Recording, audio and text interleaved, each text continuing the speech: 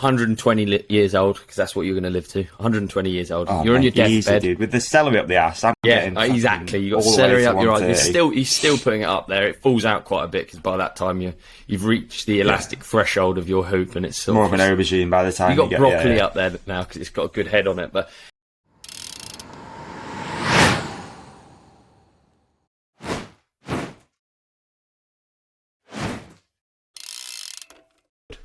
I'm feeling good. And welcome to Drive Time. That's right, it's early on the morning today. You're here with the Ride Companion. Yeah, exactly. People on their way to work, aren't they? You're here with the Ride Companion. My name's Olly Wilkins. We're going to come in with some smooth tunes. To wake you up this morning, bright and early. Let's go. Coffee time. It's not that early. It is coffee dude. time. What's early for you? It's not that. It feels early. It feels early to be charismatic. Put it that way. You know what I mean? Yeah, okay. I'm with you 100%. I think it's not early, but no, it's not early enough that you wouldn't want to like jump into a podcast sometimes. Yeah, exactly. You know what I mean? So I think this is. I feel like we call this one. This is like a dedication episode. I like to think of it. It's the dedication. This is you're going away. Time's going to be tight. We're not too sure how things are going to work out. So we'll set the scene. It's Friday morning. Yeah. It's 8 a.m. Yeah. And we're just gonna slide a quick poddy in, aren't we? And then we're just gonna get on with our day. Dude. Do you know what I think is amazing is we never seem to really run out of shit to say, but then that is probably because maybe this is the one.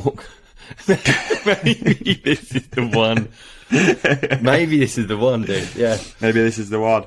Dude, I've got a little hay fever vibe going on at the moment, so I'm gonna have to do some subtle nose, what do we call them, nose blows, because otherwise it's just going to be awful for people to listen to that just hear me. Hey dude, that's sniffling. How you know you're in for a good podcast. Yeah, you're in for a good podcast when it's just sniffling. Like that, in the radio voice. By the way, guys, today I'm going to be sniffling, that's right. I've got hay fever. Now, hay fever is an allergic reaction to pollen, typically when it comes to contact with your mouth, nose, eyes and throat. Pollen is a fine powder from plants. There you go. It's rough, man. It's funny because I used to get hay fever when I was young, then I grew out of it. Did you? Yeah, I probably didn't have it for like 10 years, and then it came back about 4 or 5 years ago. Mate, mad that. Yeah. Really strange, isn't it? Real weird, and it's allergies are gnarly though, aren't they? They can come and go. Like, dude, and I don't actually have, I like my sort of holistic approach to health, but with hay fever, I don't have anything. I don't do anything. That's the thing. I don't take any tablets. I just let my body deal with it. So if anyone has any hay fever allergy things, other than the obvious, celery stick up your arse sort of thing. I was just lining up a gag. Oh, it beat me to it. I wasn't lining up a gag. That came natural, actually. That was a natural one. No, I was. You was. Yeah, apart from the celery stick up the arse and stuff like that, and pouring candle wax down your throat. Yeah, I just don't have anything. I really wish I did. I wish there was something that I could go to that was, because they say like honey, don't they? Like eating local honey should help. Or no, maybe not honey actually. Pollen tablets. I've tried that. There's a place actually locally that does the old honey and pollen. Yeah, honey is just from local bees. To local pollen, isn't it? So it's like you build a tolerance or something, maybe. Yeah, it doesn't seem to work. I don't think anyway. So yeah, if anyone's got any tips, that'd be nice. I mean, it's not debilitating for me at all. It's absolutely fine, to be honest. It'll go. It's just that I've been out on the fields just now with the dog. If anything, we'll probably do good numbers on this one because people might like the hay fever vibe. It's sort of almost a bit sexy, but sexy in like a. It's a bit more down to earth as well, like we're just dealing with real topics, you know what I mean? Rogan's never sat there with hay fever, is he? You know what I mean? No, you sit there with a dribbling nose, just sort of blabbing on. I like it. A bit of brain fog. Yeah, exactly. It's good. Don't really know where you are, what you're doing. Exactly. Talking of bees, my mother has currently. It's the season. It seems to be the season where they all swarm. So she's got I don't really know what a swarm is, but I think it's like a new queen maybe, and they all bomb around trying to swarm on stuff to try and start a new hive, I guess. That's probably what it is. Just making it up. Pointless talking about stuff you don't know about. But anyway, she's having a lot of swarms at the minute, and poor Mother Claire looks like She's been stung. She gets stung a lot. She doesn't really give a shit. She's not really afraid of bees. Does she do the mask thing? She does have a full bee suit, but yeah, clearly it's failed because she got stung on the lip and it looks like she got Botox. Really? Yeah, but like bad Botox, you know, like cheap Botox. Looks like a TikToker. Yeah, she looks like mum looks like a TikToker. Yeah, but it's just a bee sting. Yeah, it made me think bees about are fascinating, man. I wish I knew more about bees. Bees are insane. They are amazing. There's some crazy facts in there about bees and how, like, if we didn't have them, we basically wouldn't survive, and all these sort of gnarly things about bees. Yeah. Oh my goodness! I've just typed in Botox fails, and it's actually. Oh mate, I can imagine Botox fails is a hell of a Google. Google Botox fails. Right, if you Google Botox fails and I Google Botox fails, do we both get the same results? That's what I wonder. Solid question. What? Obviously, you've just gone a standard Google search, google.com. Yeah, and Botox fails. Botox fails. Top left, coming in We're hot, hitting it looks in right like now. Cher. Top left looks like Cher. Middle one looks in. like Dracula. Dude, the next one in from Cher is just insane. Dude, can we take a moment can we take a moment just to acknowledge middle last row? Right, I've got a good game. I'm gonna screenshot this. Yeah. I'm gonna screenshot this and just so we have it on record, and then we're gonna play games with this as our board. Oh, God. So what were you gonna say just then? There's one. It's hard because I'm on the phone, so I'm struggling to. Okay. All right. Let me switch to it. Let me switch to google.com on the this old is good. I laptop. like the. I think this is a good game. Okay. I'm gonna send you that screen grab straight on WhatsApp. Is that cool? Yeah, that's fine. That works well, doesn't it? Oh God, these are pretty wild, man. There's some serious body dysmorphia going on right now. Fuck me. But we shouldn't laugh at. Oh, it's tough, isn't it? I mean, now you can laugh at some of these. I think it just seems bizarre, doesn't it? Like, have you sent a screen grab? I've sent you the screen grab to your WhatsApp. We can now enjoy the game of Snog, Marry, Avoid with Botox fails. I mean, okay, right. I mean, number 2. Holy fuck! Are we going number 2? Top? Are we going across? Yeah, we're going. Yeah, like you're reading a book. Let's just go through them first. So number 2, the Kevin Meyer. So that's a dude. I don't know. I mean, Kevin, right? No, I don't know. It could just be a story. I mean, it's made me want to click on it now. No, it's not, because that's the same one as if you go. Everything starts at Cher, and then you go down everything one. Starts at Cher, and, yeah, it goes down. Well, I think that's the same one. But I mean, her face. Okay, that isn't isn't before and after? That isn't a male. That is actually. Oh, you can't even go on it. When did this start happening, dude? Like the Times, you can't even go on the website because it comes up with a paid link. Oh yeah, it's subscription, isn't it? Goodness. Okay, it's going to be tough, dude, to come up with some snogs here. I'll be honest with you. Yeah, but you can do it. Oh, do you know what? Who's coming in hot? Bottom row, second one in.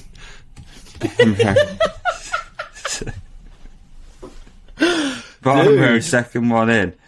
Bottom row, second one in. You mean the Barbie doll? Yeah, man. Yeah, like imagine this. Hello, mother. I'd like you to meet. This is Cassidy.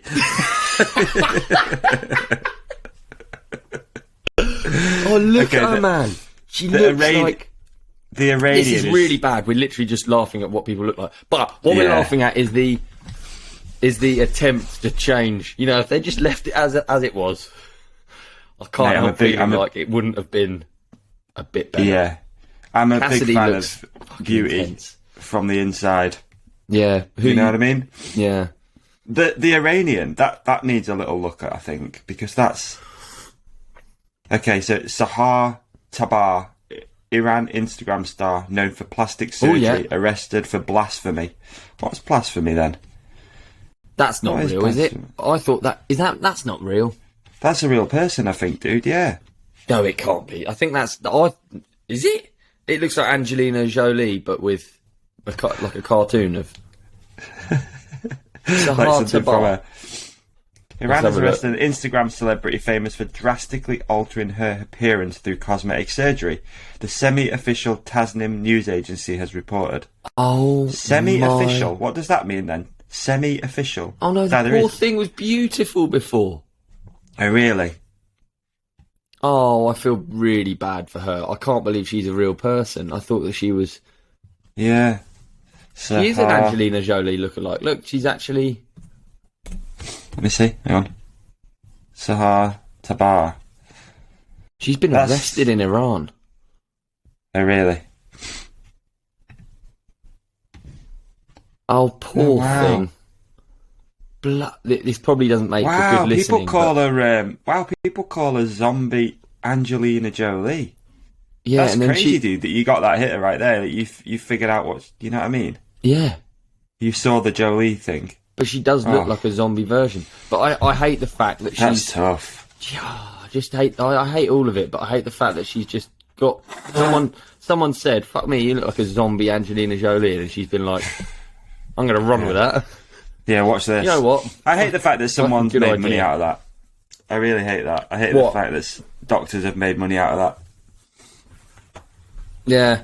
This is taking a sad turn, actually, the Botox fails, snog, marry, avoid. It has. Yeah, they weren't doing any of this stuff in the 50s, dude. People were just living life, right?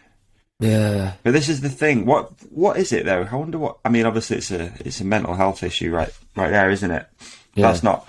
that's a body dysmorphia vibe going on, unfortunately. It's not nice to see. Oh, it is, and it's just like humans just fixate on stuff, don't they? Like we do with bikes, for instance, and we're just lucky that it wasn't injecting some strange filler into our face, really. I mean, it's only, like, a lot of it's temporary. Obviously, that Sahar Tabar one. Yeah. I don't really mind laughing at Cassidy, because Cassidy just looks like she's painted her face and injected her lips, and it'll wear off. She'll be all right. She'll have a bit of a hangover from it, but it'll wear off in the morning. But Sahar Tabar, it's tough. It's permanent, isn't it? Someone said, "Oh, you look like zombie Angelina Jolie," and she's just been like, out of the room, straight to the right foot quickly. Do you think that would be happening if it wasn't for social media and stuff? No, I don't. I think social media is like an echo chamber or whatever, isn't it? It's like a turbocharger. So if you're a bit weird, then you're gonna into this stuff, then you're gonna fucking those lights actually affect you. Do you know one light-hearted one that I like? Please. Bottom right. Got Botox to even out my wonky eyebrows. I feel like she sees the funny side of this. It's a clearly attractive girl. Oh, yeah. Yeah. She's got Botox in the eyebrow and then one eye. It didn't go to plan. It did not go to plan. She looks like she's giving everyone the bug eye. And I bet she's pissed off. I bet she's counting down the days so that shit wears off. Yeah, you're just like constantly pressing it, like trying to get it out. Just trying to move it anywhere else in your face. Yeah. Take it anywhere else. Wow. Okay, last one. Number 4 in. She looks like the... Have you seen... I don't know why I find it so funny. It's the Cry filter on Snapchat. The Cry filter is good, man. The Cry filter goes hard in the mountain bike community at the moment. Oh my goodness. I don't have Snapchat, so I can't do it. But otherwise, I would do it non-stop. I used someone else's phone and we were pointing at each other and... Oh, is it a Snapchat one, is it? I was wondering how you do that. Yeah, I was wondering. Yeah, the one that is on Instagram is just not as good. The one on Snapchat is just incredible. It really makes you look like you're crying. Oh, we should just apply it to a podcast and we just both look like we're fucking... That would be funny. Dude, I didn't even know Snapchat was a thing anymore. Are the youth still using Snapchat? Use it loads. Cheers, by the way. Cheers. You on a pre-ride? Yeah. It's coffee-flavoured energy drink. That's it. Made from real coffee.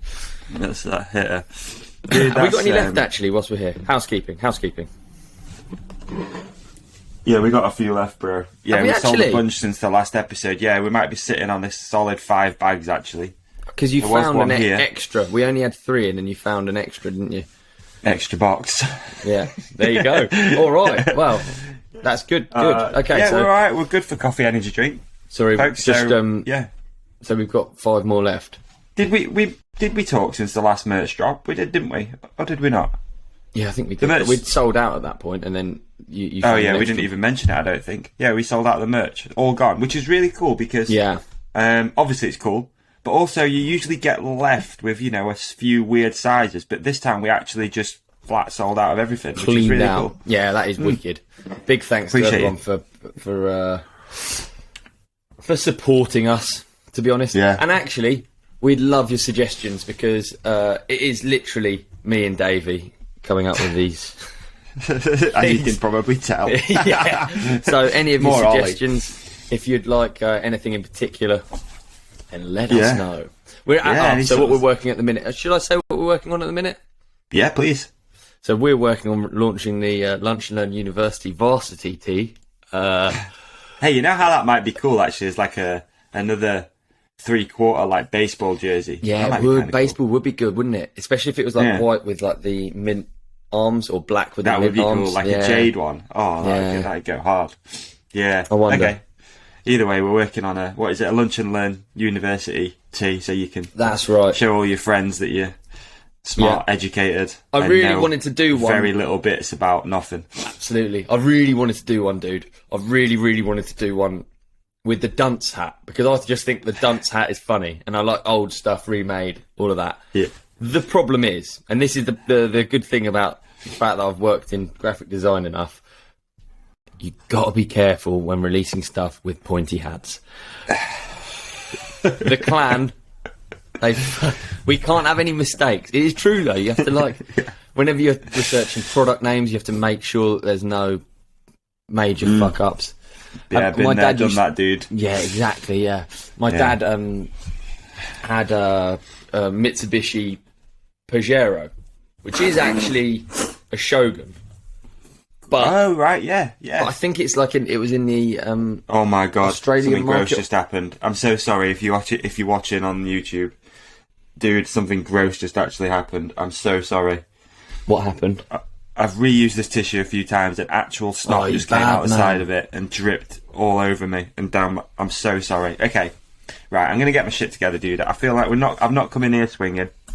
I'm coming here full of hay fever. You coming here dripping, dude? Full of brain fog, and that was absolutely disgusting. I'm so sorry to anyone who was watching who saw that. That was it that bad? We could edit it out, but we're not going to. So we just roll. We're a real podcast. Things so real. We keep things so fucking real, don't we? I'm not even going to mention it anymore. That was disgusting. It came out the sides of the tissue. It dripped down my face. We're done. Game over. Move on with your lives. We're real people. We can get a positive out of this. At least we got a clip. There we go. You can edit in slow-mo. The snot dripping. I hope the quality's good enough. Maybe you can have chariots of fire in the background. Dun dun dun dun dun dun. Dun dun dun dun dun. Can't wait to see it. Oh man, I'm so sorry. Okay, now I'm freaking out because I don't have anything left to wipe my nose with. So we're just gonna roll with it. Just do it on a hoodie, like a bad man. Yeah. Okay, and it's silver sleeve. Okay. What do you want me to just carry on my story now? Yeah, sorry about that. I interrupted with snot dripping down my face. Pajero means wanker in Spanish, so they released a car that was literally called the Mitsubishi Wanker. Don't worry. That real? Yeah, I'm pretty sure it is. Yeah, it means tosser or wanker or something. Yeah, that's so funny, dude. That's funny. So then they changed it to the Shogun. Yeah, I can't remember. It was Shogun. Oh, brilliant. 20 car names which have hilarious meanings in other languages. Hey, here we go. That's right, we have the Hyundai Pussy. Oh. Number one, the Mazda Laputa. Sorry, I just skim over Hyundai Pussy.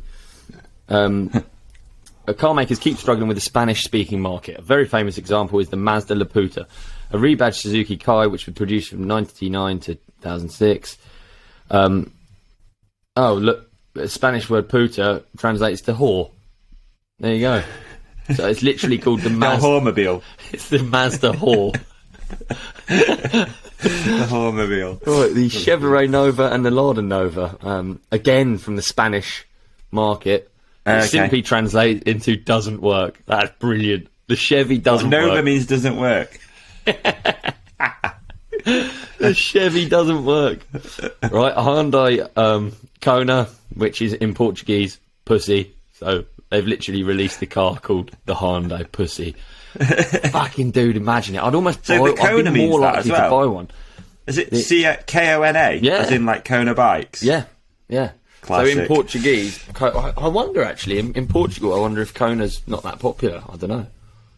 Everyone's got a pussy wagon if you ride a Kona.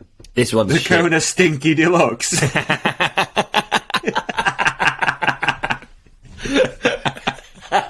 I love it. It's so immature. Fucking brilliant. Literally just means smelly bloody vagina. Not bloody. Fuck.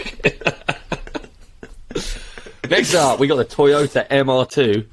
Apparently, MR2 sounds similar to Merd. I don't think that's that good. But actually, I see what it is. It's meant to be a poor man's Ferrari, the MR2. And, yeah. If it literally sounds like it's saying shit in a weird way, then yeah. Yeah. Audi TT Coupe is pronounced similar to Tête Coupe, which is a French for a cut-off head. Yeah. Okay. Fair. Mitsubishi Town Box. I can't wait for this one because I mean already it doesn't look good. Okay, so if you go to it's Mitsubishi Town Box. Is it? Mitsubishi Town Box. I've never heard of that vehicle. Fine ever. until you move space. Oh, it just means shit box.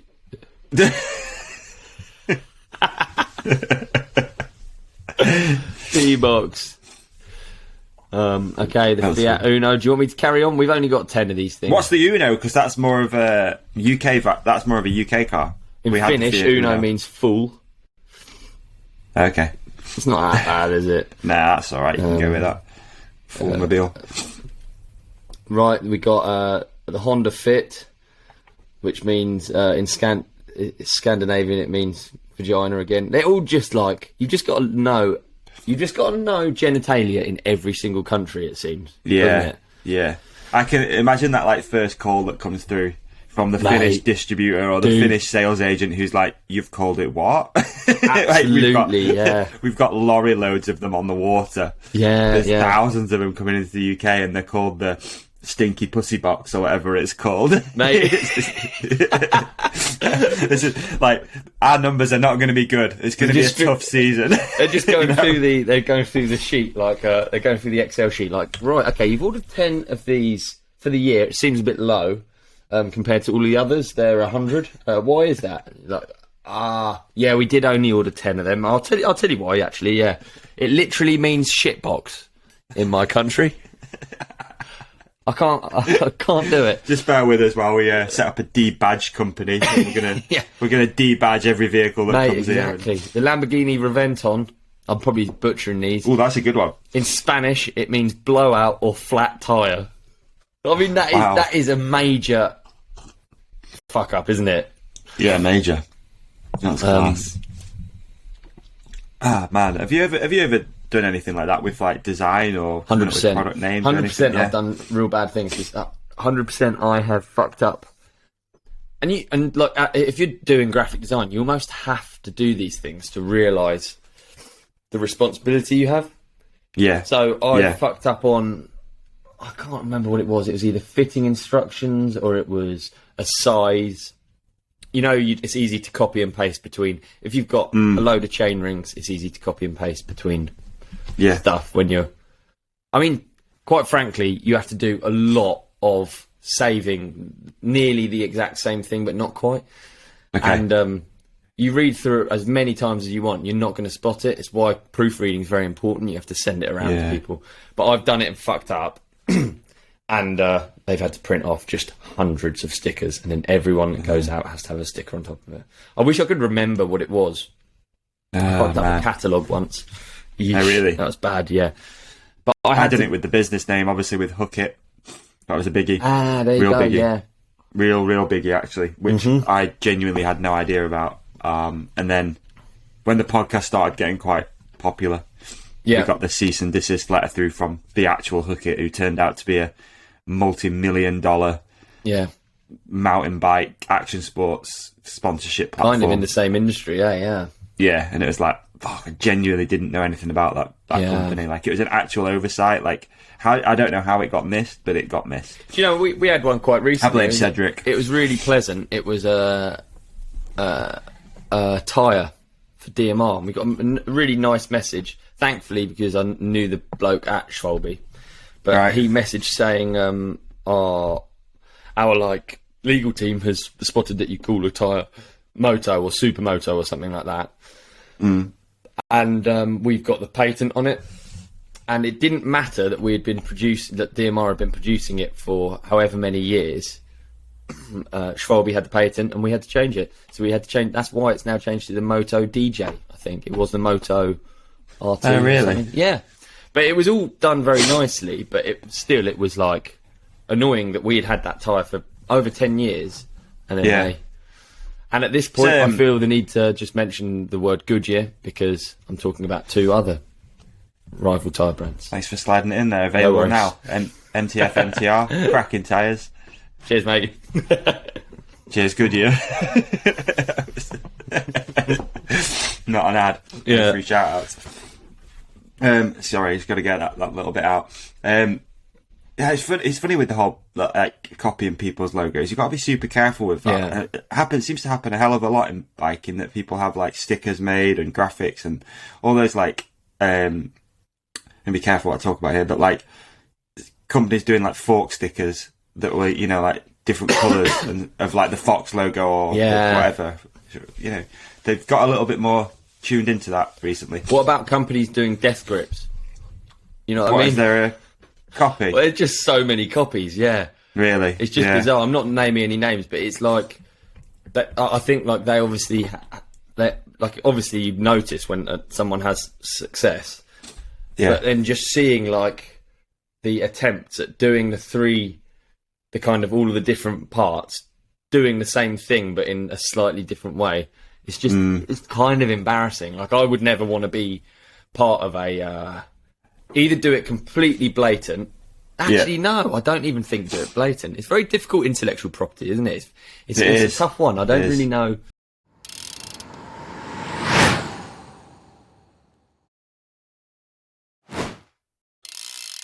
Davey, dude, I don't want to scare you.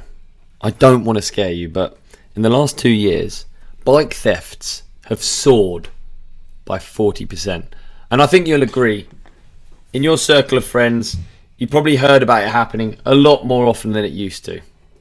Yeah, for sure, dude. I think we can all agree. I think everyone listening to this will know that when you've got a nice bike, unfortunately, you have to always be thinking about someone wants to take it off you. Yeah. With other things, you know, you have a nice thing. You know, we've just seen as well, Fort William, Union team, all the bikes stolen. It's brutal out there at the moment, dude. With what's going on in the world, people are stealing things left, right and centre. And we'd hate to think that our podcast listeners would be a victim of such a awful, awful crime. We do like riding, don't we? And you sort of need a bike for riding. What ways can you get around this? All right. Lacquer seems to have made the best solution. The awesome thing is, Lacquer does insurance differently, right? And unlike most insurance companies that actually aim to save you money on your cover each month, you see, Lacquer doesn't charge a fixed sum. Instead of paying at the beginning of the month for what damages an insurer projects might happen, Lacquer charges at the end of the month for what has actually happened, which is amazing. It's called collective cover, isn't it? Exactly. What you pay is based on the collective's total claims for that month, up to a max capped amount. So you know you're never going to go over a certain amount. And honestly, dude, the rates are insane. Like, it's super cheap compared to a lot of other brands. It's always better as a collective. And also, by insuring with Lacquer, you benefit from cover for theft and damage of bikes, kit and accessories, even during races. Some exceptions, obviously, for pros like yourself, but you'd never beat a race. So anyway, £200 in emergency cash to be used for hiring another bike. That's really good, I guess, if you're on a trip or to get a taxi home from the middle of nowhere. It also covers you abroad for 120 days and protects you if an airline damages your kit. And I guess, again, dude, we've all got friends. They get to the destination, bike's beat up. Okay, Cover and claims are handled by real cyclists, which are usually agreed within a day, and cover starts from just £5 a month. How much? £5 a month, dude, for a sick insurance. Wow, that's incredible. I thought it was going to be way more. We also want to offer a code so that our listeners can get 2 months for free when they sign up for the service. The code is Ride Companion. What is it, Davey? The code is Ride Companion. What is it, Ollie? Ride Companion. Head over to lacquer.co. Yeah. Find out more information there, folks. Don't forget to tell them we sent you. And genuinely, thank you, Lacquer. I really hope it helps our podcast listeners. Keep safe, keep secure, and keep biking. Keep biking. Thanks, Lacquer. Thanks, Lacquer.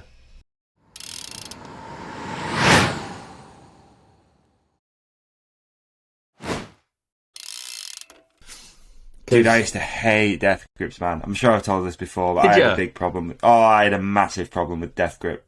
Massive. Why? Because what were you selling?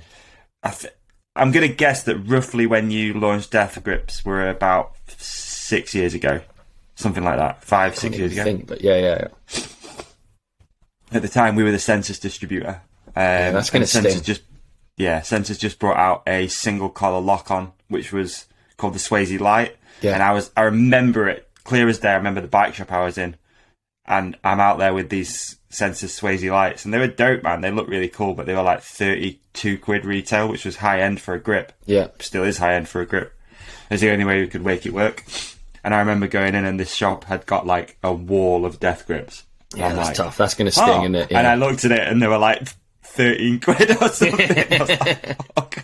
All right, that's done. Okay, that's it. Game over. It's cool, actually. It's probably the most, out of all the things that, out of all the products that I've been, God, that sounds such a cock thing to say. In fact, let's just not say that, but it's probably been the most successful thing, and it was very exciting. Yeah, when it no doubt. Blew up kind of thing, yeah. Yeah, that's good, man. I'm glad Brendan's got that copper guttering, because at the end of the day, it don't come cheap. You know it, dude, yeah. Hey, have you watched the Ricky Gervais special yet on Netflix? You got a new one? Yeah, have you not seen it? No. Right. That's you watching, is it, dog? It was going to be, dude. Yeah, Ricky Gervais' new special. It's called Supernatural, and it's dude, it's fire. It's so good. It is so good. His brain is an absolute. Yeah, it's a treat. It really is a treat, that one. And it is. Because I like that he doesn't like. He toes the line pretty good in the way of, you know, he's happy to talk about certain things like woke culture, and there's a gag in it, dude, where he goes something along the lines of talking about women, and he goes, you know, the traditional women, the ones with wombs. It's so good.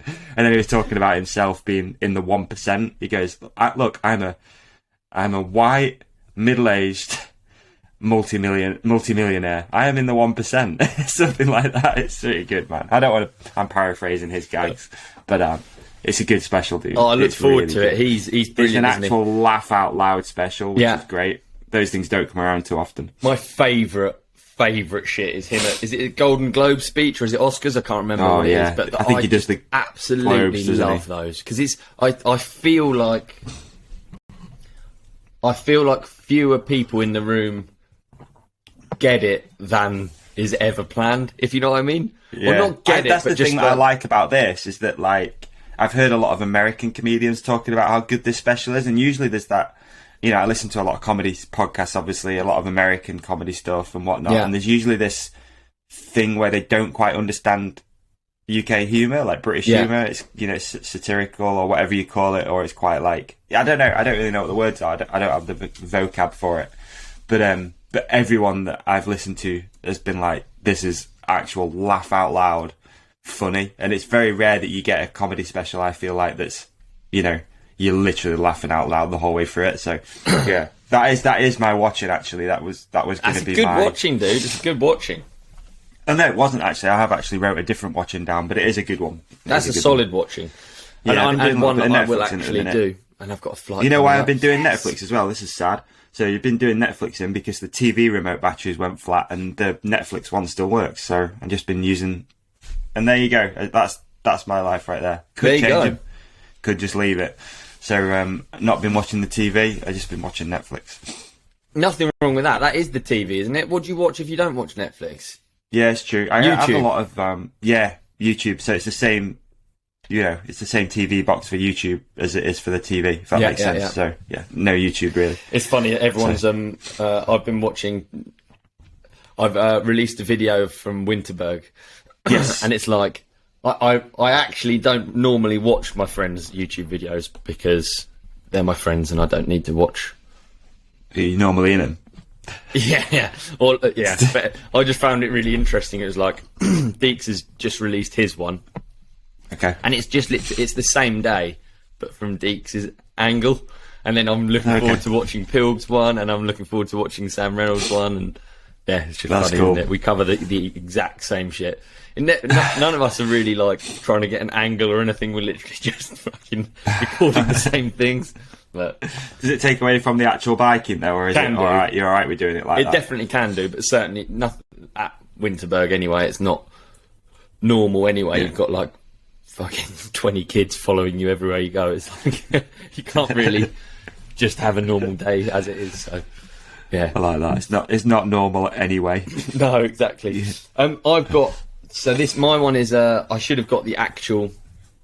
I should have prepared a bit more and got the actual name of it. Dude, we're flying by the seat of our pants right now. Always, we're doing early morning Friday podcast it's on drive bank time. holiday. That's right, it's drive time. My one's Top Gun, real life. It's like a fighter pilot. It follows them. It's kind of weird, right? It's obviously a high-scale production. Good. Yeah. That's good. They've filmed it properly. It is fucking so good. Where are we finding this? YouTube. If you really? just write and Top what do you Gun put in? real life fighter pilot, I think that's what it's called. Let me find it now, and I can give you the link. But because Top Gun, the new movie's just come out, hasn't it? Yes. And are you a Top Gun fan? Like, would you say you're a Top Gun fan? I haven't seen it yet. I'm very much looking forward to it. Have you seen the old one? Have I seen the? Yes, I have seen the old one. Yeah. Okay. Sorry, I'm trying to find the link as we speak. All good. Yeah, I think I have seen the old one, but I can't remember it. And then I get caught up in the hype, dude. Like, I get caught up in if I'm listening to a podcast and they're like, "Oh, this film," blah, blah, and it's good because that's, I guess, our job in a way of keeping up with what's hot and what's not, and we can talk about it on here and that. Yeah. I just got caught up in the fact that they've had this film made for quite a long time, but they haven't put it out because they wanted it to be seen in cinemas. They want you to go and have like a full experience of it. You know, Tom Cruise, I don't know. Do I like him? I don't know. He seems all right. I don't know. You know what I mean? I don't know. The Scientology thing seems weird. It's weird, isn't it? There's a few like pros and cons with the dude, right? Good Tom Cruise. Guy. Come on, let's go through pros and cons of Tom Cruise. Good looking guy, pro. Scientology. Is that pro or is that con? That's a con. That's a con, okay. Orders 2 curries, apparently, when he comes to the UK. Goes double hitter because he enjoyed the butter chicken so much. Double curries? Pro. Yeah. Apparently he liked it so much he had 2. That's pro. What else we got? So I just do the cons. You can do the pros, I'll do the cons. I've got no more pros on Tom Cruise. You've got no more pros. Have you got some? Come on, let's see some cons. Tom Cruise. Good looking guy, pro.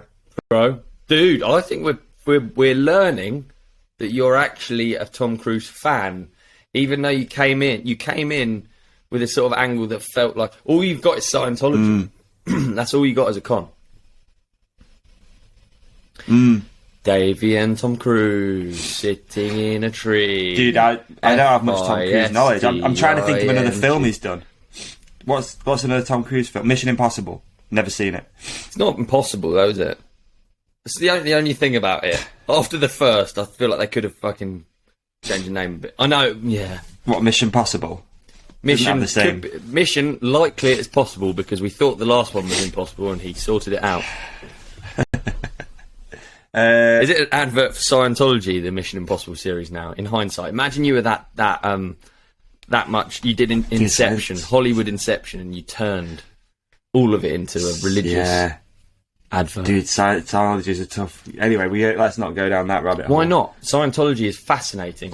I, in fact, want Scientology as a lunch and learn.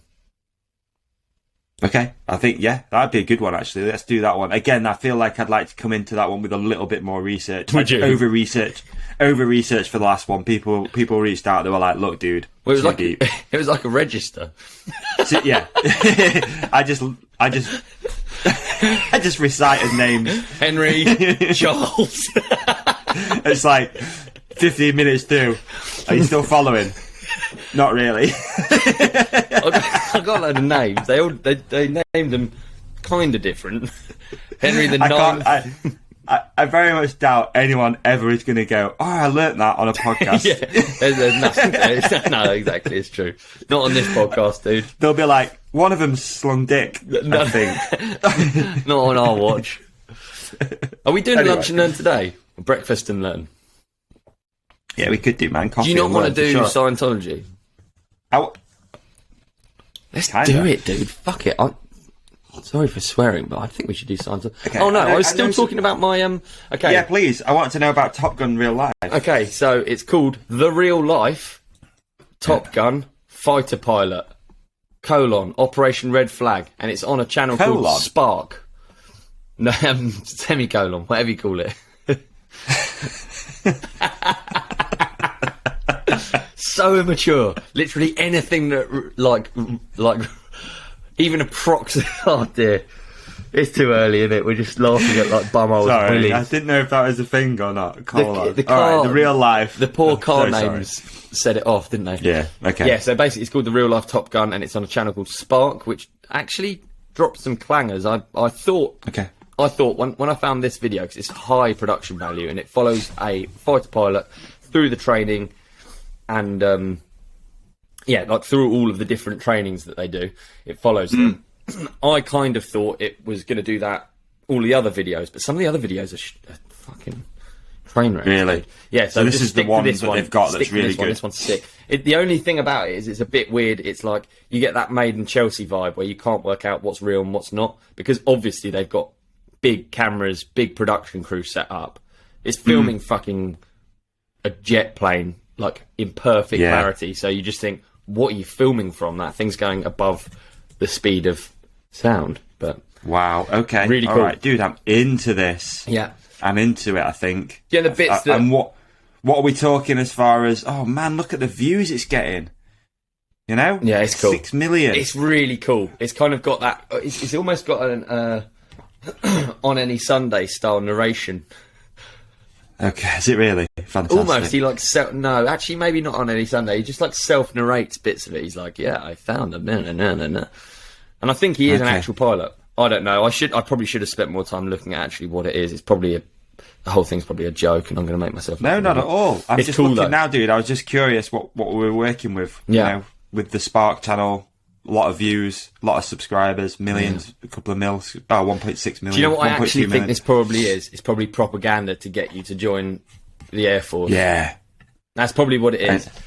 And are you looking at it? Are you like, maybe? A piece of US propaganda that makes you join up, knowing that they know that the chances of you being one of the blokes that actually flies one of these blokes or blokettes that flies one of these things are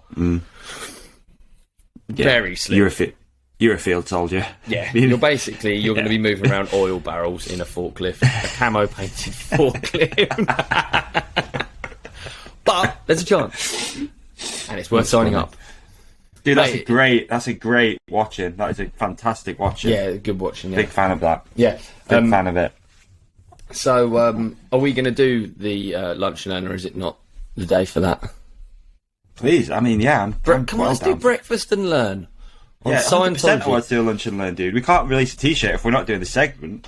Right, let's just say this is just let's just do Scientology, and we're just going to go on the same link together. This is different because normally we come in on lunch and learns on the stopwatch. We come in hot, don't we? Whereas I want to get this set up because it is a religion. We need to take it. We need to treat it with the respect. Yeah, okay. Right, Scientology. Right, yeah, I've just got the Wikipedia page up, to be honest, dude. Are you going to do the same? That's not really respectful research, is it? No. Does it say Scientology beliefs and practices at the top? No, it just says Scientology. Shall I send you the link just so we're on the same page and we can just please. Then we can just wrap. I feel like some of the and... reliefs and religions are kind of crazy though. Do you think the YouTube algorithm isn't going to like the constant, you know what I mean? Not that it really matters to us. We don't get like insane views, but like, yeah. Do you think the Scientology thing is going to be a hindrance to I don't think YouTube can success pick against. The thing is, you know, I think so. We've picked Scientology. It's one of many religions. Yeah. I want to learn why it's the one that kind of creates so much. It gets so much hype, and it gets so much. People laugh about it, and they must do something funny. There must be something funny behind it. There must be something weird. There's obviously a lot of money involved. A lot of money involved. A lot of property. Let's just start off. Let's start the stopwatch. I'm just opening it up. You've put it in WhatsApp, right? Put it in WhatsApp. Open it up. Let's start that stopwatch, dog. I'm going to start it now. In 3. Hang on. Wait. Let me get it. Okay. And I just also want to add something here to this. Go on. Excuse me. I wonder if any of our listeners are Scientologists. Scientology started in England somewhere near us, actually. Or the headquarters is. Maybe it didn't start, but... I just want to say that this is one of those things, you know, on one of the recent episodes we were talking about, you know, reading a lot of stuff, understanding a lot, you know, consuming a lot of information about something. And this is one of those topics now where I'm like, things are starting to click slowly, very slow, of like, oh yeah, I know this about, you know, the guy who created it. And I've got these like facts in my head, but it takes a long time for them to start appearing. Yeah. So on the surface, I appear very. He's doing a disclaimer. But just to add, anything we're going to talk about, I already know it. He's doing the dunce disclaimer. I already know everything we're going to talk about, but sometimes it just doesn't come to the front of the brain until a day or two after. So there's your little hat, Davey. I haven't got anything. That'd be great. He's doing a dunce disclaimer. Right, I'm starting the stopwatch in 3, 2, 1, start. So, my views of Scientology, what I think of Scientology is it's this weird sort of like slightly Hollywood religion that involves loads of money. All religions involve money because stuff has to involve money for it to work. But it seems to really involve money, and it seems a little bit cultish. Davey, what do you think of Scientology? This is what I know off the bat. I'm going to go with it was created by a guy called Ron L. Hubbard, who actually has written the most... What is it? It's fictional, isn't it? Which means it's made up. The most fictional books of all time have been written by this guy. He spewed them out, didn't he? He just churned them out, all utter shite. But for some reason, this one stuck. He also wrote a book, which it was like a self-help book, apparently. I can't remember the name of it, though. Which is basically what the whole Scientology religion's based on. Okay, we're about to learn about it. Yeah. Anything else that you know off the top of your head? Dianetics. Dianetics, that was the book. Yes. He wrote Dianetics, and apparently there's some knowledge in there that like there's some things that about like how to live a sort of like purposeful life. Apparently there is some stuff in there, and then basically you have to work your way through this religion, get into various points, usually by paying money to get to the top. Yeah. To then be immortal, I think. Do you know, before we continue, I wouldn't... Scientology is just because it's really recent that I think it makes me laugh. None of the other religions I don't. I think so many of them have... Every religion, I mean, has loads of valid points in it. It doesn't mean I'm going to follow it, but...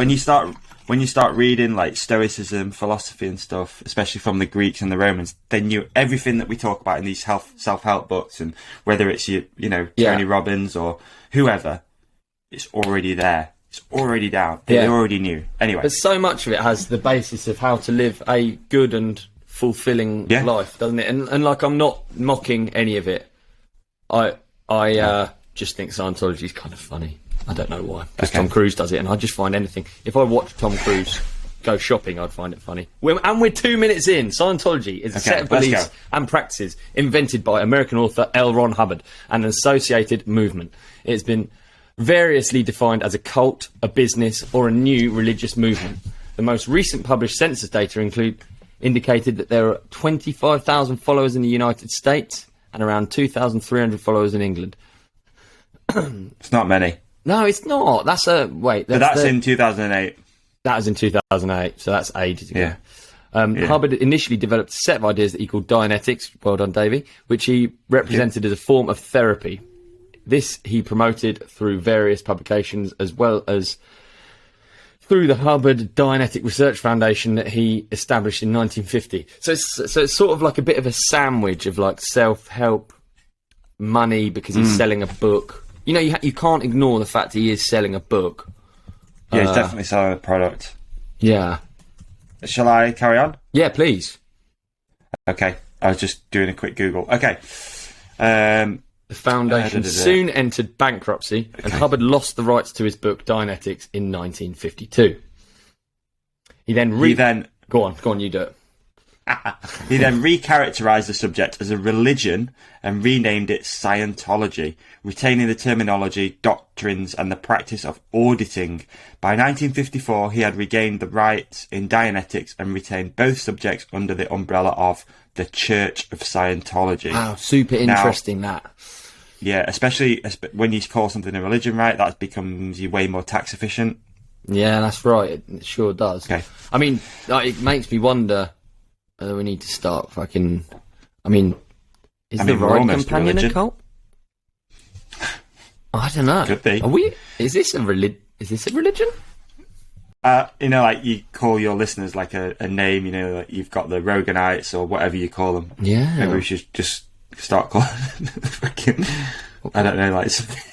It don't matter, I'm not going to No. How good this sounds. Yeah. The Companions. Okay. Dude. The Companions. Are you serious? That's the most religious shit ever. Calling people the Companions. Oh. That's good. Okay. Scientology followers believe that a human is an immortal spiritual being, a Thetan, that is resident in a physical body. So you've got something called a Thetan living inside your body. The Thetan has had innumerable past lives, and it is observed in advanced and within the movement secret. Scientology texts that lives preceding the Thetan's arrival on Earth were lived in extraterrestrial cultures. Okay, so we're talking about aliens now. So we're talking about aliens in your... When it says it lives inside your physical body, it's not... It doesn't. It means it's already in there. It means you didn't put it up there, does it? Correct. Okay. Scientology doctrine states that any Scientologist undergoing auditing will eventually come across and recount a common series of events. Part of these events include reference to an extraterrestrial life form called Xenu. The secret Scientology texts say that this was a ruler of a confederation of planets 70 million years ago, who brought billions of alien beings to Earth and then killed them with thermonuclear weapons. Despite being kept secret from most followers, the forms the central mythological framework of Scientology's ostensible soteriology. Killing it. Attainment of a status. Right, I'm going to pause a second, right? Do you know what I was thinking, dude? With religion, I don't think it matters. By the way, I've paused the stopwatch. Maybe this could be a new feature when we go on tangents. We pause, so it's like a shot sponsored clock. By Timex. Yeah. Oh, yeah. I like that. So, I think ultimately, when I was younger, I used to think you can't believe that a bloke walked on water, for instance, about Christianity, or you can't believe blah blah Allah did whatever, because I was thinking of everything literally, and actually that's very young mind of me. That was very silly, because it doesn't have to be like that. You can think about things obviously in a metaphorical manner, so I think a lot of this stuff, I think what makes it seem silly is the fact that he is a author of sci-fi books. And then one of the why out of all of his sci-fi books that he's written, why does one of these then become the rule book? But then also, why does it matter? It doesn't matter as long as it gets you there. Gets you where? I don't know, to happiness, to whatever. Okay, all right, okay. You know, I just mean in general, what's the point in... You know, you could argue what's the point in anything, for sure. Like, literally anything, you can argue what's the point in it. We're all going to die anyway. But, like, with religion, maybe it doesn't matter that you don't even have to believe that any of it's true. to believe its teachings. That's the only point I just thought I'd make before, I see what you mean. Before I go on through this lunch and learn, jeering at the sci-fi Scientology religion. Yeah.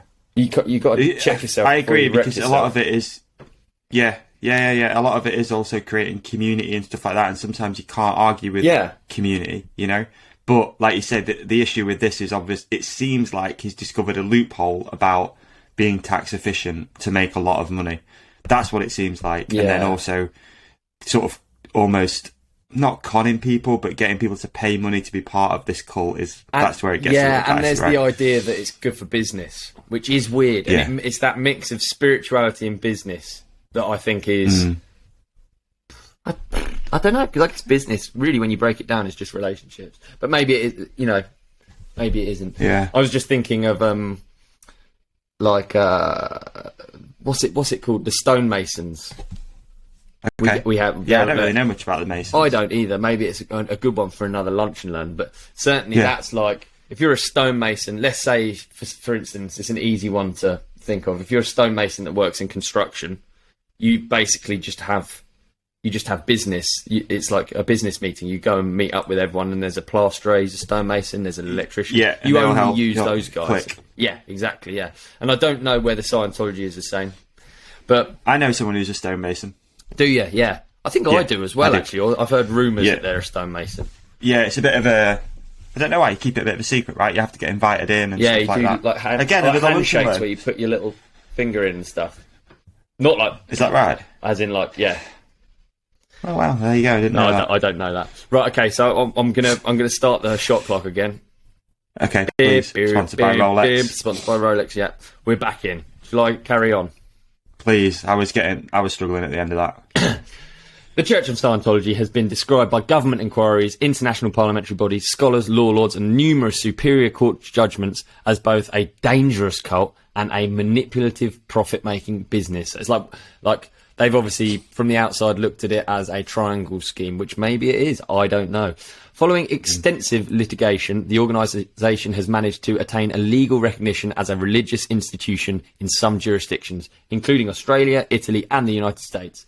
Germany classifies Scientology groups as anti-constitutional sect, while the French government classifies the group as a dangerous cult. So there you go. There are mixed opinions from people that have obviously looked into it a bit. So maybe that smells a bit fishy, doesn't it?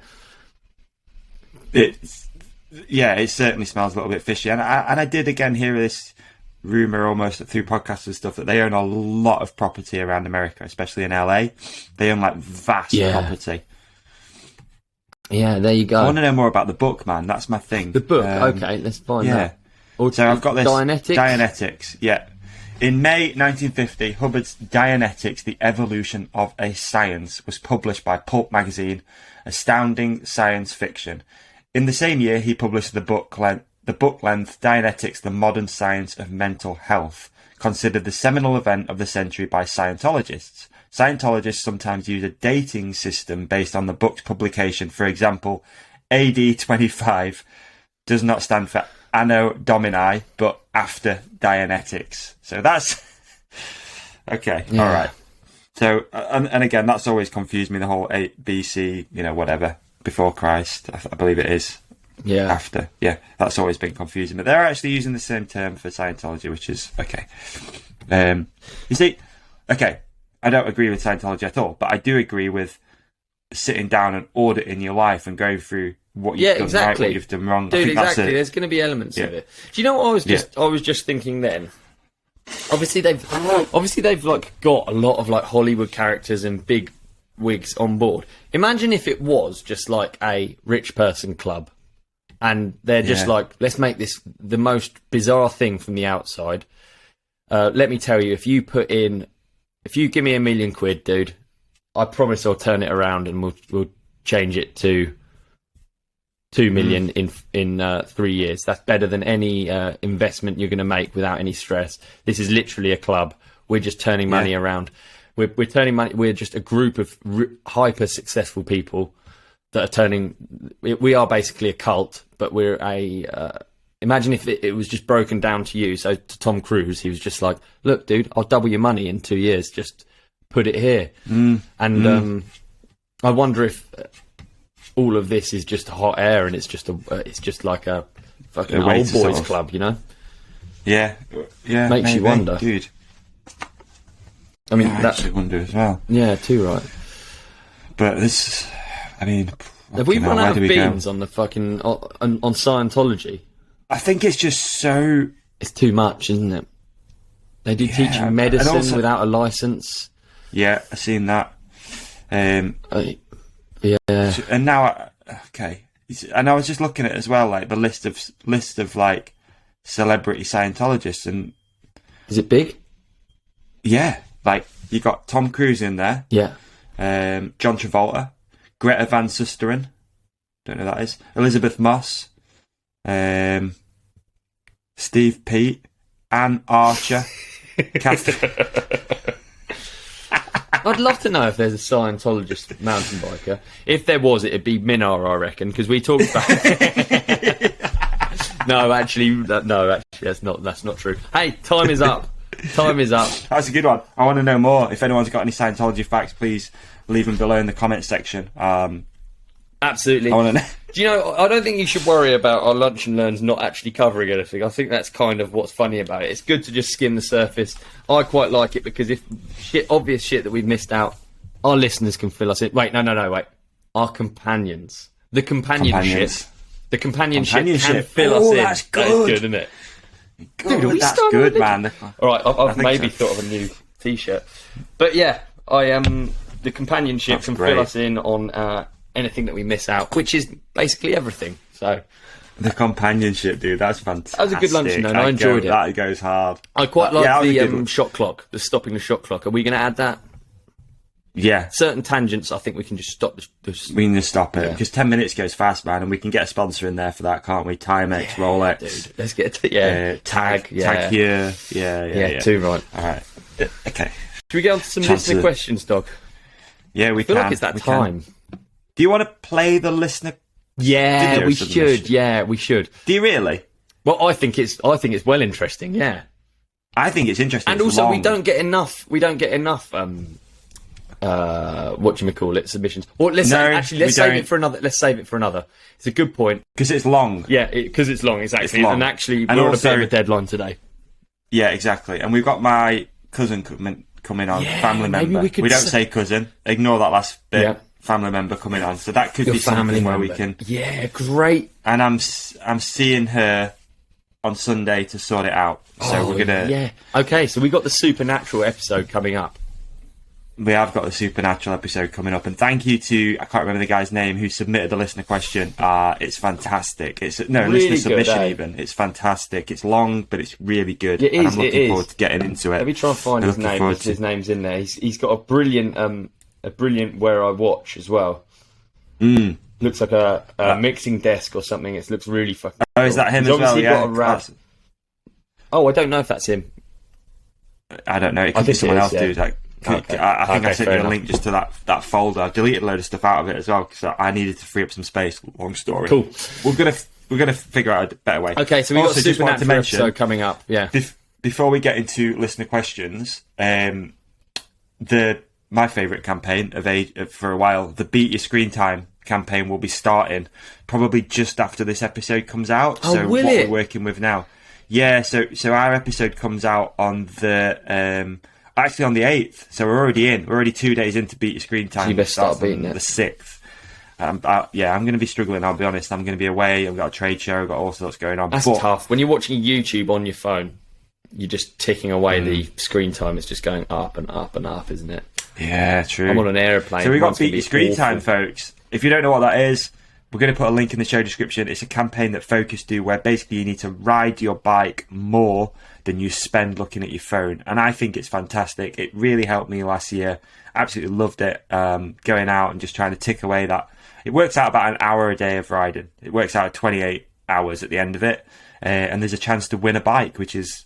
Yeah, so whenever good. You can give someone the chance to win a bike, and we've got a apparently mountain bike podcast, then that's good. Yeah. So, do you know what? Although I don't think we are. It's brilliant as well because it just makes you aware of something that you spend a lot of time on. Yeah. And so they've got an app as well, right? There's an app where you fill in. That's you right. You actually have to manually do it. I got a little bit confused last year. I thought we did it automatically, but you have to manually fill in your screen time for the day. So you literally just go on your analytics on your phone. Okay, boom, I've spent an hour and 30 minutes today. You put it in there, and then it gives you a graph showing how much you've ridden and how much you've spent on your phone. It's good. It's fascinating. It's great. Imagine, dude. Imagine, Davey, you're 120 years old, because that's what you're going to live to. 120 years old. You're on your deathbed, dude, with the celery up the ass. Exactly. You got celery up your eyes. You're still putting it up there. It falls out quite a bit because by that time you've reached the elastic threshold of your hoop, and it's more of an aubergine by the time you got broccoli up there now because it's got a good head on it. But you're on your deathbed, and then someone comes up to you and they give you your graph on how much time of your life you've spent looking at your phone. Mate, that's sad. It'd bring a tear to your eye. You'd be so up for just trading that in at that point, and that's why I think the beat your screen time. Mate, that comment you just made is like, when you really dial that back and like think about it, how gnarly that is if that actually happened. Yeah, add it up, dude. Add it up already. That point there, that deathbed thing. That's a rough subject because that especially deep. That hits me hard with the broccoli in your ass. It makes it extra. Yeah. You know. Yeah, exactly. Poignant. Beat your screen time with focus. One advert for a campaign. One advert for a campaign. Broccoli up your arse.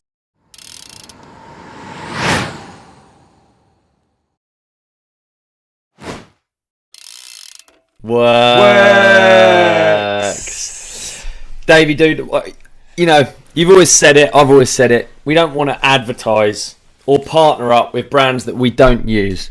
And this is the prime example of a brand that we 100% use. I actually use it nearly on the daily. It works. My favourite product is the Hydra Shot. When I moved into my flat, I had no outdoor water. I used to really struggle to wash my bikes because also the bikes were coming in the house. You can imagine it's a nightmare. There's mud everywhere. No one's happy. No one's happy. When the works came along, it changed everything. I used to be like lugging sponges outside and stuff. All I needed to do, fill up a bucket, run the works off the water that I collected in the bucket. It made life so much easier. It runs off the power share system, so it's all battery operated. No cables, no worries. After that, I installed my own outside water point. There was a part of me that thought, dude, you're just going to clean bikes with a hose. Wrong. I still connect up my Hydra Shot to the hose, and I still clean my bikes with it. It uses up way less water, and it quite frankly creates a cleaner bike. So that's my Works Hydra Shot story, and that's why I think they're a sick partner to have on the show. Tell them how it is, dude. Mate, I agree with all of those comments. It's lovely to hear that it's probably improved your relationship. It improved my relationship as well. I had a similar issue, dude. I was lugging bikes upstairs, covered in mud. I started washing them outside with the Hydra Shot, and the problem was solved. And we're much happier now. You know what I mean? Life is better. So the Works Hydra Shot comes in with a 2.5 MPa water pressure, which is a little bit, higher pressure than a hose. I think we can both agree. Oh, yeah. But it's not too strong that it's going to like blow out all your bearings and you're going to be constantly in and out of your local bike shop. So it's got a compact pistol sprayer, which is really good because, again, dude, I actually use my Works Hydra Shot to water the garden sometimes. It's got the little shower attachment. Oh, yeah, it has, yeah. Thing. Turn it to shower. I water the garden with it, dude. The dream. Variable pressure and water flow control. Pulls water from any source, which I think is super cool. You can take it on the road with you. You finish riding for the day. You find a river. You dip it in. You dip it in a bottle of water. You put that thing anywhere and it's going to be able to clean your bike. And most importantly, like you said, dude, it's the Works Power Share range. So you use that same battery across all sorts of different tools. Chainsaws. I've got a light down here. I've got a torch down here as well on the floor. I've got the stringer for the garden, lawnmower, drills. Dude, we're doing everything with the Power Share system. Of course, you want to learn more, folks. Head to works-uk.com. Works tools are only available from select retailers, which include Argos, Toolstation, Screwfix. Go online, eBay. They've got their official eBay store. Every now and again, there's a sale on there. Amazon, check it out on there. Of course, don't forget to follow Works on social media too, @WorksUK. Tell them we sent you if you get a Hydra Shot. We'd love to see how you use yours. And that's it, and that's that. Thank you, Works. We appreciate you. What a partner. Thanks, Works.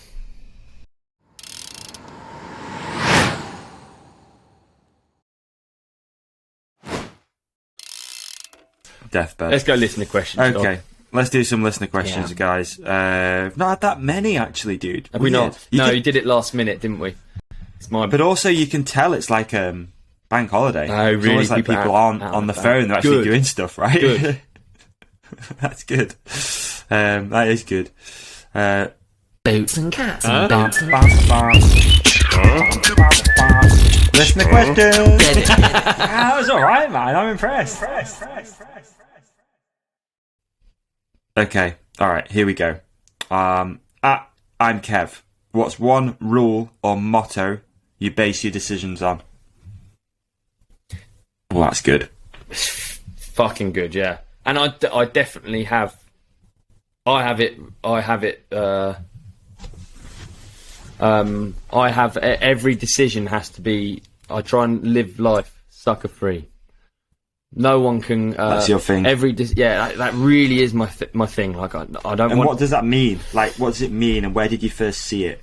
I don't want to hang out with suckers. I don't want to give anyone anything that they can. It's sort of. It's just a moral compass thing. Let's look up. It's quite good to look it up what it means. I have a very, very exact. But you heard it somewhere and you just adopted that phrase. From when I was a kid, I always thought it was fucking fantastic. I always tried to be sucker free. That's brilliant. But I love the hip hop urban dictionary things. It's fucking free of fools or foolishness. So that's the like. That's fantastic. Overall, but there are way more funnier ones. Sucker free, snitches, bitches. I can't actually even read. But yeah, they sound like car names. Yeah, exactly. Yeah, there's loads of them. It's fucking it's so true. Yeah. No fake ass players, wannabe G's, wannabe gangsters. No bitch ass busters. This is so funny, dude. But I know in my head what it means, and it just means just do the right thing, eh? I like it. That's great. What about you? I've got a couple that are really poignant that stand out. Mm-hmm. First one would be jump, you might fall, you might fly. Love that quote. You've got some quotes, haven't you? Yeah.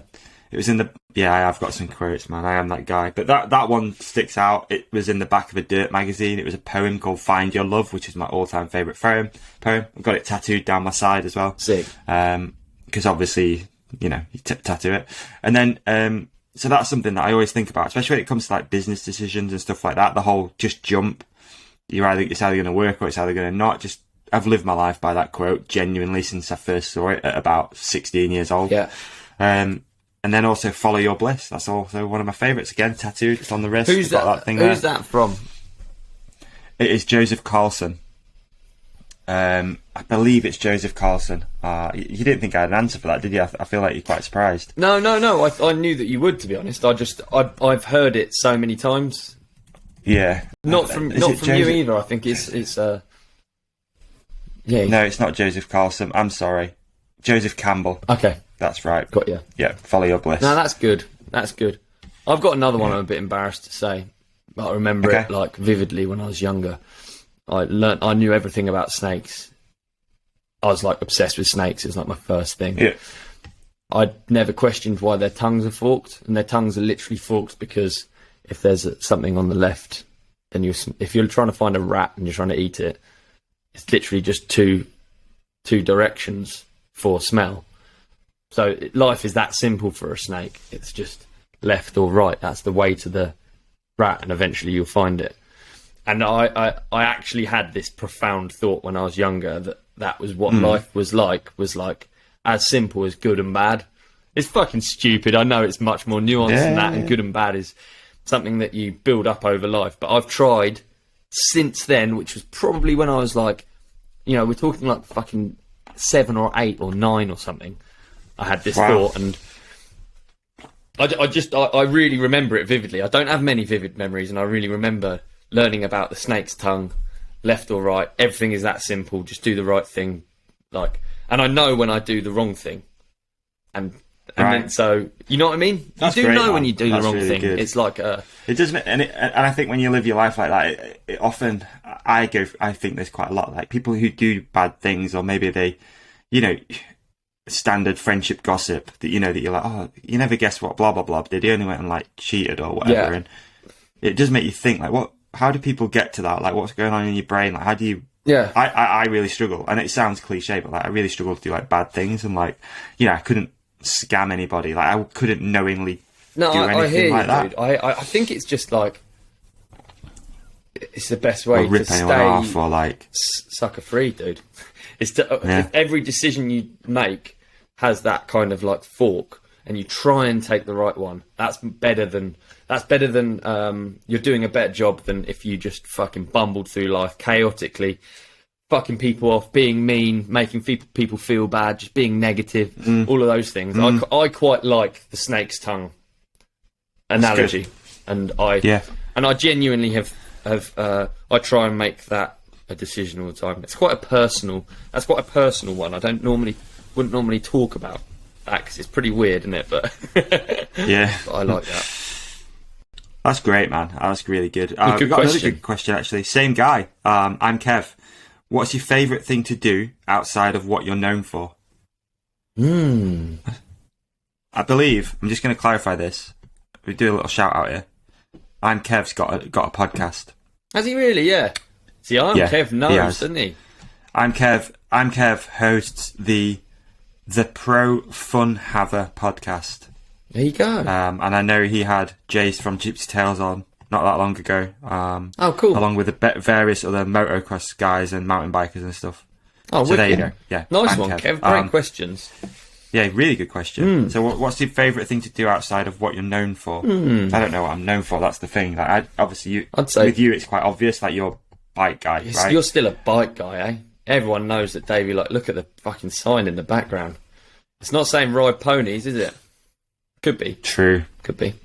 Yeah, could be.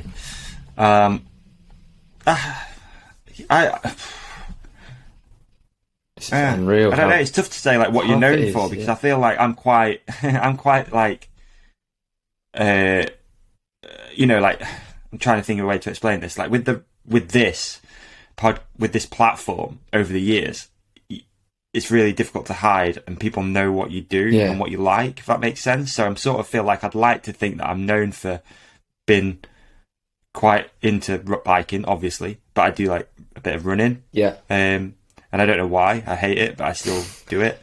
You know, obviously got a few businesses and stuff, so I think that's like what I'm probably known for. I guess what people might not know is, it's tough, man. What I'm known for, I don't know.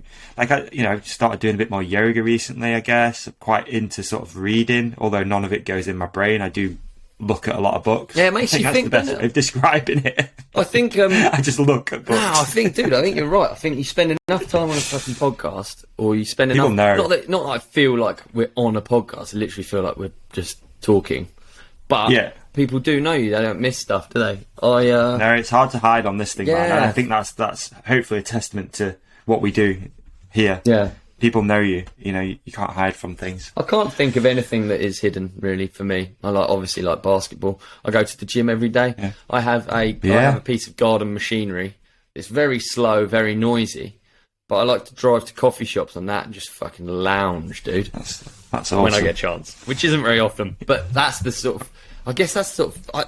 I worry sometimes that I'm very one-dimensional. Obviously, you can see in my background there are a lot of bikes, and bikes seem to kind of consume life and friendships and everything. I do worry sometimes that I am too one-dimensional, and that biking is clearly a bit much. And that I should do. I'd want to one day harness like the beginner mentality and, you know, get into something. I just get into something so totally much fresh. shit. I get into it. Like, it's really refreshing when that happens. So recently, I set up a bit of a WhatsApp group, basically. Long story short, there's a few people that ride around this area that either I do know them or I don't know them. That's obvious, but like, so every time I've like met someone up the woods or something, and they seem like a normal person, you know, obviously, I'm like, oh, I got this WhatsApp group.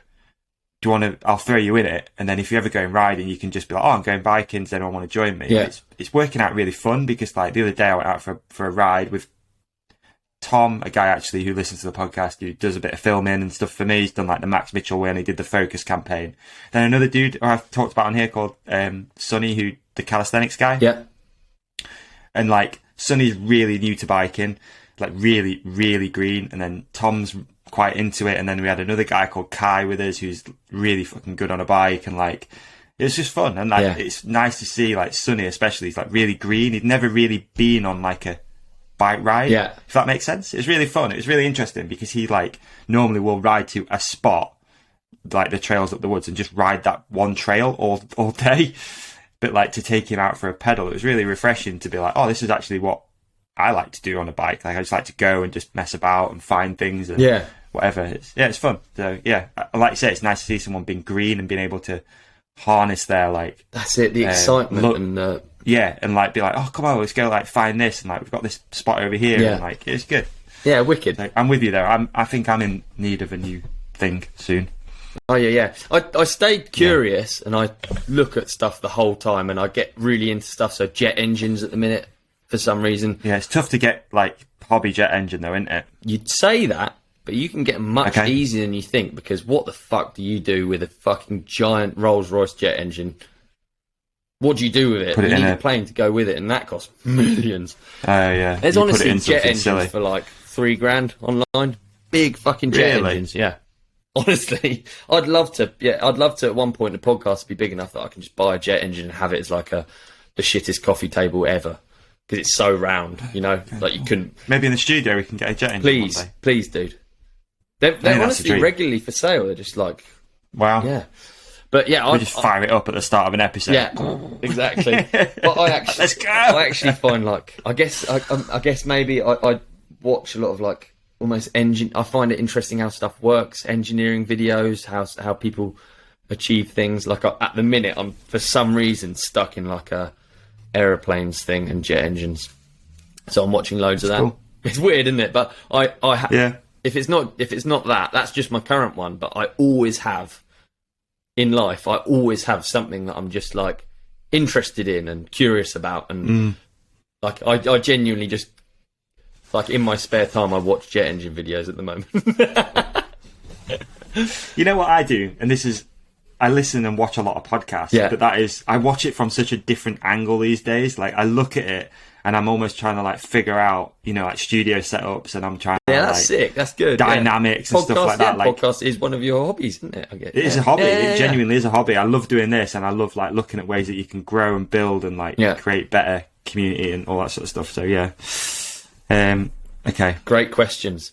Can tell he's a podcaster. Yeah, you can. I'm Kev, came in hot. Nice one, Kev. Should we do a couple more? Yeah, please. Okay. By the way, I've got a funny story, just whilst you're finding the next one. Please.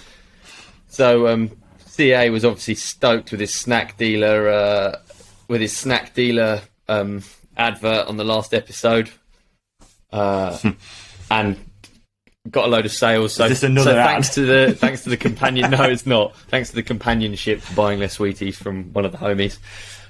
But I was up the trails. It was just me and CA, and I thought we'd shoot an ad, right? And so I thought, what funnier than it's the first time CA's gone through the big line, and we were pumped, and I had my GoPro with me.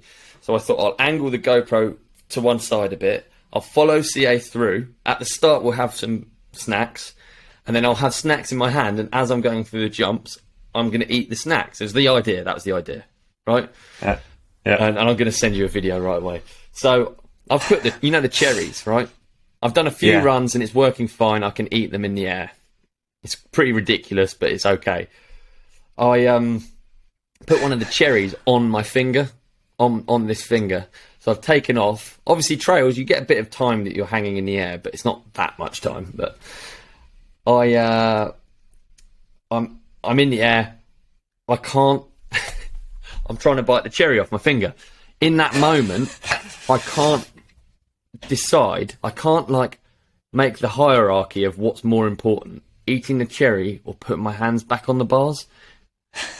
And by that, what I mean is, you can have your keys in your hand and your phone in your hand. If you drop your keys, you might drop your phone to save your keys, even though your keys don't need saving. Do you understand what I mean? Right, yeah. So in that moment, the cherry is more important than putting my hand on the bottle. Actually, this is from it.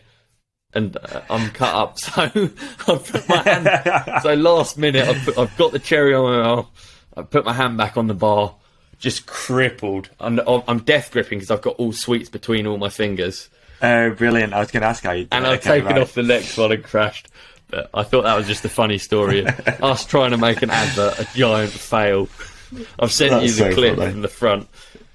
Brilliant. Yeah, we might insert it. Yeah, why not? Why not? All right. This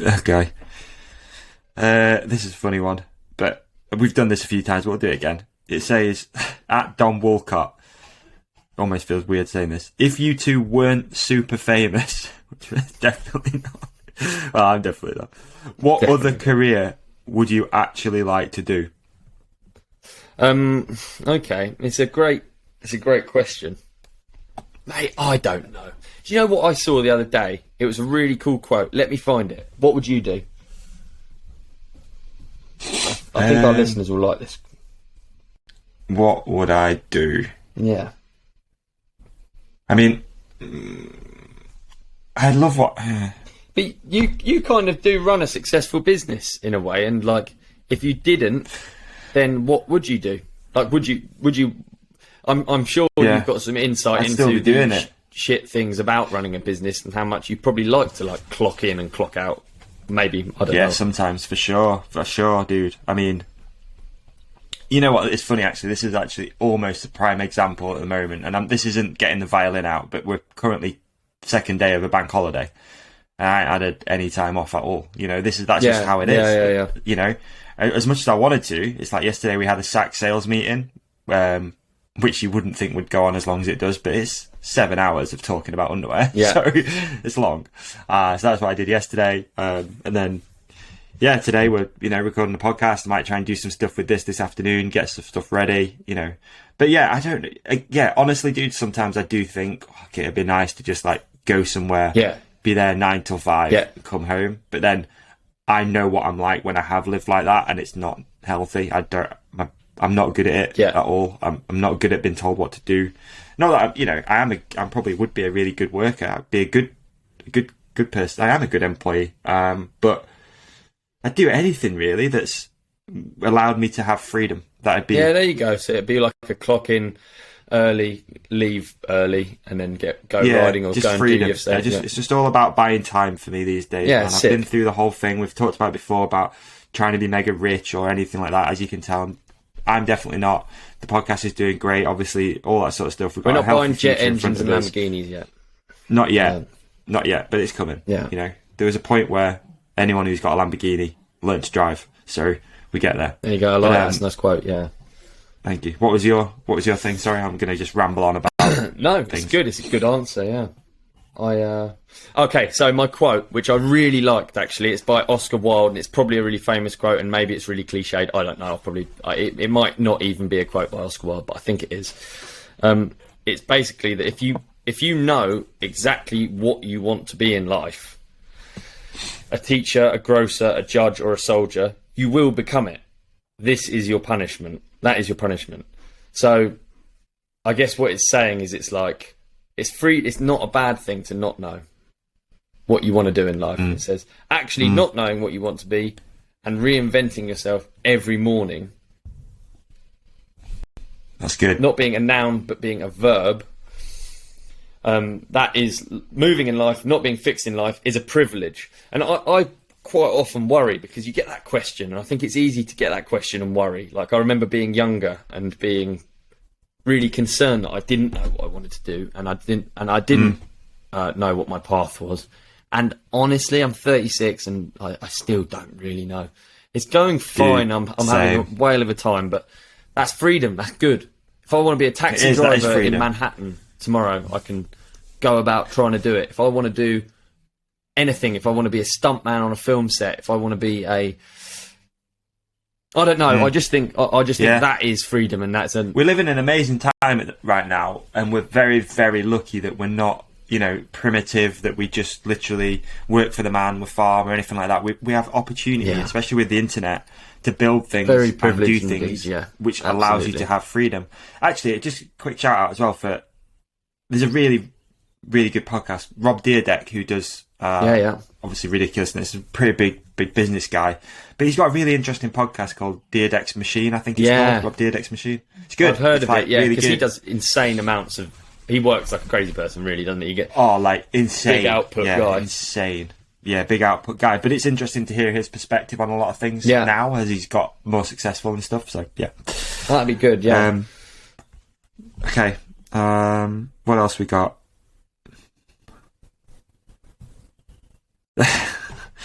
I'm going to put this out there because I think this person's wrong. So, Thaduslia, I think that's the name. Thaduslia. Middle-aged men on e-bikes fuck me off. Can we begin the discussion? So I'm going to clamp that discussion because I am a middle-aged man. I think. What's the definition of middle-age? I think if you have that thought, either you've not ridden one, and I'm going to go on a whim here and say you've either not ridden one, 45 to 65. You're looking at it from the wrong angle. What is it? 45 to 65. Oh, I'm not middle-aged then. Okay, great. I believe you thought you were middle-aged. Yeah, I'm not middle-aged. I'm young. I'm a young G. So I think this guy's looking at it from the wrong angle. Would you agree? I'd agree, dude, because if you got to check yourself before you wreck yourself, you're going to be middle-aged, and I hope that you're riding an e-bike then. Also, I don't know. I like it. Get a lot of... Obviously, there's certain aspects of it which are annoying. I think there's a lot of them that are out there that have maybe they've got into it through motorcycling and they want to have this beginners. E-bike that's like a motocross bike. You should just say beginners on e-bikes because they have them de-restricted. They buzz around all over the place. They have no respect for the outdoors. No, they don't know what's going on. I do agree. Obviously, there's that. But e-bikes in general, I feel I'm a big convert these days, even though I've not even had one for a year. Yeah. It's a story for another day. It's coming back. But, yeah, I think you're looking at it the wrong way, dude. Go for a ride on one. I think all of it's quite interesting. I don't mind what anyone hates on, but, like, you get sometimes I go to Rowgate and I'll bring my e-bike because I just have an hour and I just want to bang out laps. And to be honest, the climb is like, you're just doing the same climb. So to me, on an e-bike, it makes it... I'd want to spend as little time doing the same climb, because the climbs get boring if you do them again and again, and on an e-bike you can just whiz up it. And you get some smack talk from, like, people pushing up the hill, and you kind of just think, you got fucking... I never react. I think it's all funny. It's all in good humour as well. I'm sure it's all a good laugh. But you are just pushing the bike, and I'm pedalling it up. Like, I don't know what is bad about that. Would the pusher give a normal bike pedaling up? Would they give that person shit, or would they applaud that? True. I mean, I literally Tasmanian devil around the bike park on an e-bike, and it's fantastic. But I never quite understand the angle if you're pushing a bike. I don't know. Yeah. I don't know. But probably some middle-aged men on e-bikes are annoying, and probably some young people on e-bikes are annoying. Largely, I think people, when they're on the beginning part of the learning curve, can be annoying. You can make mistakes, but can't we all? And haven't we all? Yeah, I totally agree. Okay, I'm going to throw this one out there as well, because I think I'll say it and then we can nip it in the bud straight away. Man. At Mosha1, what's your views on this Jubilee? Jubilee? And he's put another word there, but we'll not use it. What's your views on the Jubilee? I don't know what it is. I'll be honest, I don't know what it is, but she's been doing a lot of handshakes for a lot of time, so... Okay. No idea. Okay. It's... Yeah. There was, like, loads of planes went over, so I was hyped, because I'm currently into the planes, you know? That's a good one. That's good. My views on the Jubilee, genuinely don't agree with the amount of money that's been spent on it. I think that's ridiculous. Yeah. I do agree with community, and I think we shouldn't always need an excuse to do, like, street parties, garden parties, community stuff, especially around, like, your local villages or something like that.